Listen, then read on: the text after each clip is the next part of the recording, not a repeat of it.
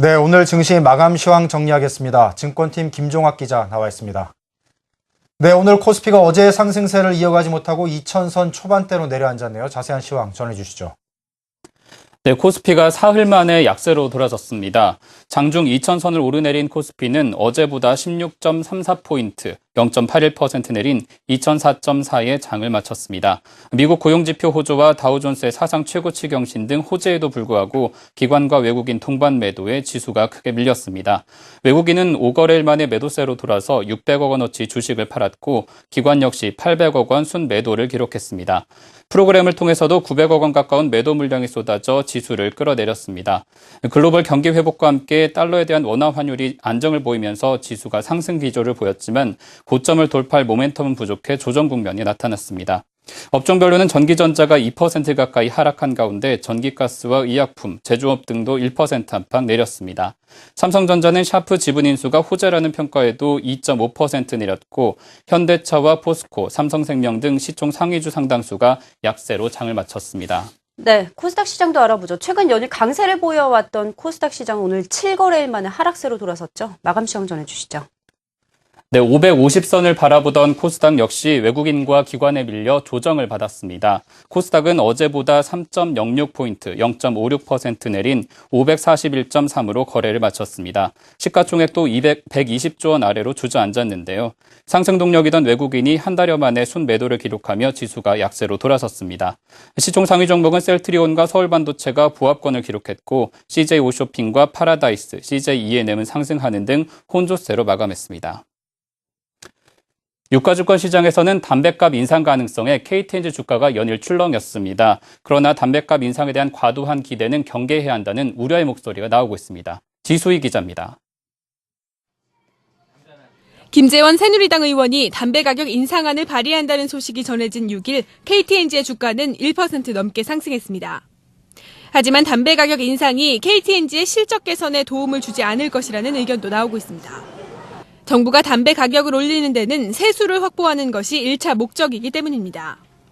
실제로 이번 발의안에는 담배 소비세 82%, 국민건강증진 부담금 224% 인상 계획이 담겨 있습니다.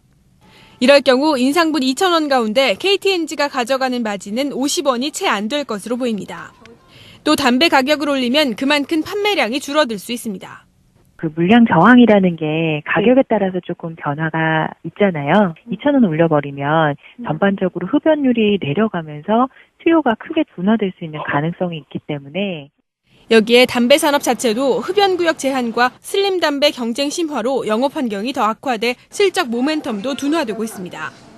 현재 발의안이 통과될지 여부도 예상할 수 없어 결과를 지켜볼 필요도 있습니다. 7일 KTNG의 주가는 하루 만에 하락 반전에 76,200원에 장을 마쳤습니다. 한국경제TV 지수입니다. 지난해 인기를 끌었던 글로벌 하이힐드 채권 펀드가 최근 가격이 상승하면서 고점 우려가 높아지고 있는데요. 하지만 꾸준한 소득을 기대할 수 있다는 점에서 여전히 매력적이란 평가입니다. 조연 기자가 보도합니다. 지난해 1조 원 이상의 대규모 자금이 유입됐던 글로벌 하이힐드 채권 펀드. 평균 수익률은 무려 17%가 넘었습니다. 글로벌 하이힐드 채권 펀드는 신용등급 BBB 이하의 채권, 이른바 정크본드에 투자하는 펀드로 일반 채권형보다 수익은 높고 주식형보다 위험이 적다는 장점이 있습니다. 여기다 선진국의 정크본드 대부분은 우리나라 기준으로 우량 회사채에 해당한다는 점에서 곽광을 받았습니다. 하지만 최근 수익률이 떨어지면서 우려의 목소리가 나오고 있습니다. 실제로 연초 글로벌 하이힐드 채권 펀드의 수익률은 1.89%, 올 한 해 총 수익률도 지난해 절반에 못 미치는 6% 수준에 머무를 전망입니다. 일반적인 글로벌 채권보다 높지만 전과 같은 눈높이로 수익을 기대할 수 없게 된 것입니다. 이에 일부에서 하이힐드 버블론까지 불거진 가운데 자산운용사들은 정면 반박에 나섰습니다. 최근 가격의 급상승은 글로벌 금융위기 당시 급락한 데 따른 반작용이며 하이힐드 채권을 통해 큰 수익보다는 꾸준한 소득을 기대하는 것이 옳다는 설명입니다. High yield has a terminal value. They're contracts. They're actually short-dated contracts. And you can have a lot of volatility, but without a lot of losses, which we think is very unlikely the next few years. 기대 수익률이 낮아져 인기가 시들해졌다는 일부 주장과 달리 글로벌 하이힐드 채권 펀드 자금은 지난해 7월부터 꾸준히 유입을 나타내고 있습니다. 여기다 하이힐드 채권은 일반적인 채권과 달리 주식시장이 화랑일수록 수익률이 높아지는 만큼 최근 미국 증시의 화랑 또한 긍정적인 요소입니다. 그렇다면 투자는 어디에다 해야 할까? 전문가들은 큰 폭의 수익을 내기 위해 무리하게 트리플 C 등급의 기업들에 투자하는 것은 금물이라고 말합니다.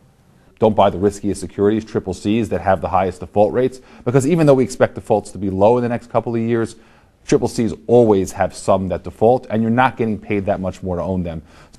대신 합리적인 부채 비율과 재무 구조를 바탕으로 기초 체력이 전반적으로 튼튼하고 상대적으로 상환 기간이 짧은 BB나 B등급의 하이힐드 채권을 주목해야 한다는 조언입니다. 한국경제TV 조연입니다. 지금까지 오늘의 증시 관련 소식 전해드렸습니다.